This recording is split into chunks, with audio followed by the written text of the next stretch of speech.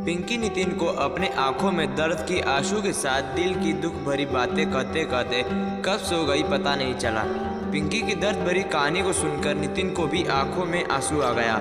उसी वक्त नितिन ने सोच लिया था, अगर पिंकी मुझे एक मौका देगी तो मैं उसके सारे दुख दर्द अपने साथ बांट लूंगा। ये सोचते सोचते नितिन का भी कब आंख लग गई पता ही नहीं चला।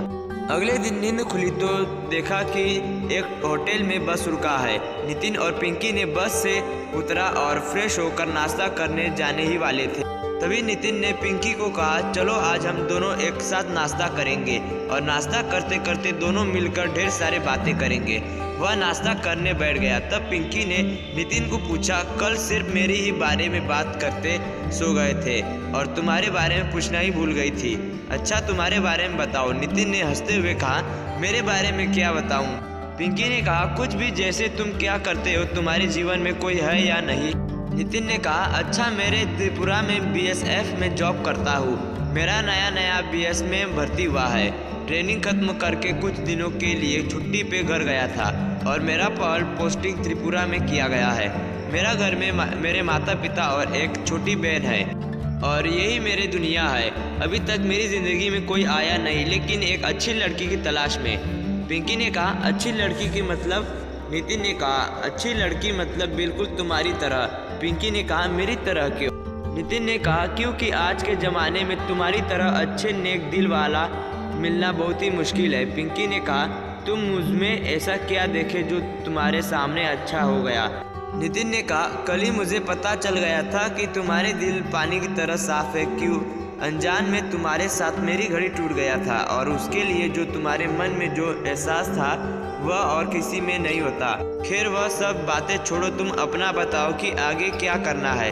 पिंकी ने कहा, वैसे तो अभी कुछ सोचा नहीं, लेकिन घर जाने के बाद सोचूंगी कि आगे क्या करना है। वह दोनों बातें करते करते एक दूसरे का एक बहुत ही अच्छा दोस्त बन गया। नितिन ने सोच लिया था कि त्रिपुरा पहुंचते ही मैं पिंकी को अपने दिल की बात बताऊंगा। सदैव पिंकी भी मुझे पता नहीं मैं क्या करने सोच रही हूँ। ये सोचते हुए दोनों फिर से बस में बैठा। कुछ ही देर में बस चल पड़ी। 2 घंटे जाने के बाद पिंकी नींद में अपने सर नितिन के बाहों में रखकर गहरी नींद में सो गई। पिंकी की मासूम चेहरा नितिन को प्यार की एक अलग सी दुनिया में ले चला। पिंकी की बालों की खूबसूरत नितिन को ऐसा लग रहा था कि इस दुनिया में इससे अच्छा खूबसूरत और हो ही नहीं सकता। एक खूबसूरत लड़की जब किसी की बाहों में अपना सर रखकर सोती है तब उस वक्त उसे क्या महसूस होता है, ये तो अंदाज की बाहर है। नितिन मन ही मन में बोल रहा था, पूरी ज़िंदगी ऐसे ही मेरी बाहों में अपना सर रखकर सोना और मैं इसी तरह तुम्हें निहारता रहूं। नितिन ने पिंकी को लेकर अपने सपने की दुनिया में खो गया था और वह पिंकी को लेकर अपने ज़िंदगी का एक रंगीन सपना देख रहा था। नितिन को ऐसा लग रहा था कि अब भगवान ने उसे अपने जीवन की सारी खुशी उस पल दे दिया है। वह पिंकी को लेकर इतना उत्साहित था कि वह खुद भी सोच नहीं सकते थे। नितिन को पहली बार का प्यार एहसास हुआ। कुछ ही घंटे बाद जब पिंकी का नींद खुला तब देखा कि वह नितिन के बाहों में है और नितिन बहुत ही सुकून से सो रहा है। उसी वक्त पिंकी की होठों पर एक प्यार सा मुस्कुराहट। उसे समझने में देर नहीं लगा कि नितिन उसे पसंद आने लगी। अब पिंकी भी नितिन को मन ही मन चाहने लगी थी। उस वक्त पिंकी सभी पुराने बातें भूलकर नितिन के प्यार में अपने सपना सजा रही थी। वह भी नितिन को लेकर प्यार की ख्वाब देखने लगी। वह दोनों एक दूसरे को मन ही मन में इतना चाहने लगा कि वह दोनों एक दूसरे को कुछ बोल ही नहीं पा रहे थे। वह दोनों की प्यार अपने मन ही मन चल रहा था। अगले दिन बस त्रिपुरा पहुंच गई। वह दोनों सोच रहे थे कि काश ये सफ़र बिना रुके चलता रहता तो कितना अच्छा होता। पिंकी और नितिन अपने सामान लिया और बस से उतर गए। दोनों के चेहरे पर उदासी छाई हुई थी, फिर भी एक दूसरे को वह अपने दिल की बात बताने के लिए हिचकिचा रहे थे। वह दोनों अपने अब मंजिल में जाने ही वाले थे। तभी दोनों का मन यही चल रहा था कि पहले वो बोले ना पहले वो बोले।